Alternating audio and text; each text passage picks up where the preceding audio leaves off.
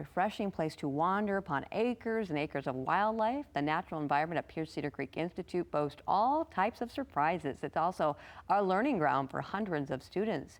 Joining us this morning is Communications Coordinator for Pierce Cedar Creek Institute, Sarah. Good morning, Sarah. Good morning, Leanne. How are you doing? I'm well. You? I'm doing very well. Thanks for having me. Great. Let's go ahead and talk about what's the status of the grounds there during all this, as far as buildings open, closed, trails open, closed? Our buildings at the moment, we have decided to not open to the public yet because of the health and well-being of the students on site. Our focus right now is on them. So we will open in the future, of course, but right now we're just focusing on the students. However, our trails are open every day, dawn to dusk, free to hike, free to park. So everybody can come with masks on and social distance on our trail. Let's go ahead and tell everybody where you are located and what your trails kind of feature. How big of an area are we talking about? Sure, I would love to. We are located about 10 miles south of Hastings. So if you hop on 37, if you outside of Grand Rapids and go about 10 miles south on 37 and turn on Cloverdale Road, we are right there. We actually now increased our acreage to 829 acres. So it is a beautiful place to experience prairies, forests, wetlands right here in Southwest Michigan. And you are basically an outdoor classroom, right? You have some students that'll be there on the grounds. Right now, we are an outdoor classroom. That's a really good way to describe it. So this is our 16th year of having undergraduate and graduate students on site. We have had over 200 students in those 16 years from local colleges and universities doing environmental research.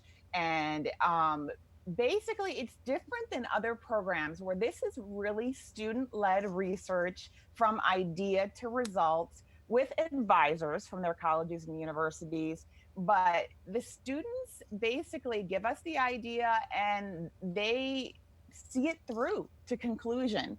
And they have all the responsibility. Yes. What is one of the most compelling ones happening right now? The best one that people love is our research on eastern box turtles. And this is the breeding season for eastern box turtles. So everybody be really, really cautious when you're out walking and driving because they're really trying to lay their eggs right now. So right now we have students on site from Grand Valley State University, as well as last year on site, monitoring the progress of eastern box turtles on our property. And they have little antenna on them. And so we monitor when they give birth, monitor the nests, monitor the birth of the little baby turtles. And then they wintered at John Ball Zoo. And after getting a good bill of health, we re-released them a couple of weeks ago on our property.